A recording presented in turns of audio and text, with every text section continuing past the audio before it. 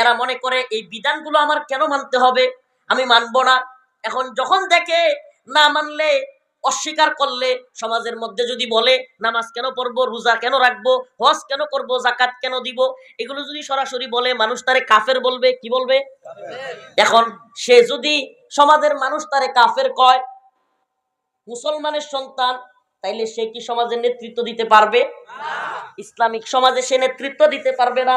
এই জন্য এই মুনাফিক গুলো সবার সামনে নিজেদেরকে মুমিন পরিচয় দেয়, কিন্তু অন্তরের ভিতরে ইসলামের বিধিবিধানকে সে ঘৃণা করে।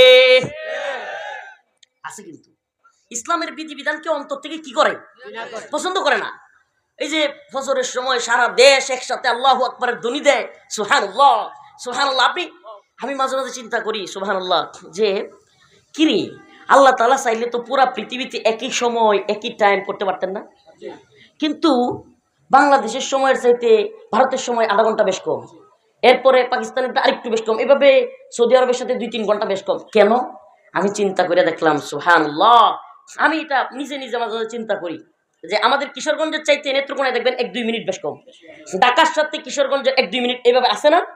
আমি চিন্তা করলাম, এভাবে 1-2 মিনিট করতে করতে একটা আজান, যেটা কিনা এই তারাইল কিশোরগঞ্জে শুরু হয়, এই তারাইল কিশোরগঞ্জের 2 মিনিট পরে নেত্রকোনা, নেত্রকোনার 2 মিনিট পরে টাঙ্গাইল, টাঙ্গাইলের 2 মিনিট পরে ময়মনসিংহ, ময়মনসিংহের 2 মিনিট পরে গাজীপুর, গাজীপুরের 2 মিনিট পরে ঢাকা, ঢাকার 2 মিনিট পরে ফরিদপুর, মাদারীপুর, যশোর।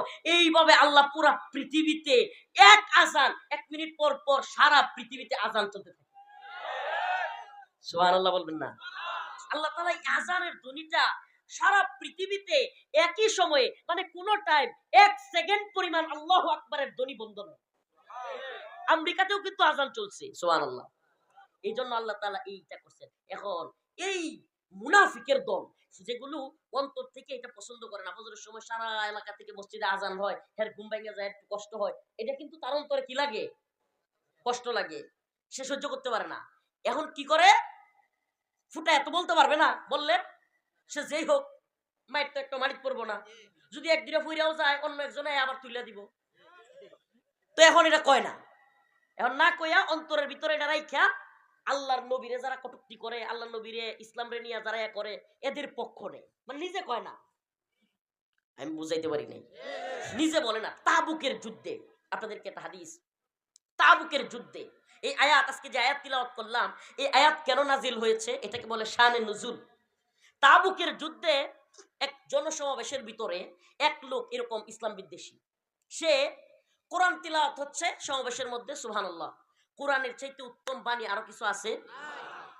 সে বলতেছে তাবুকের যুদ্ধের সময় সমাবেশের মধ্যে এক কোণে, যে এই কোরআন পাঠকারী যারা আছে এরা হলো মিথ্যাবাদী, নাউজুবিল্লাহ।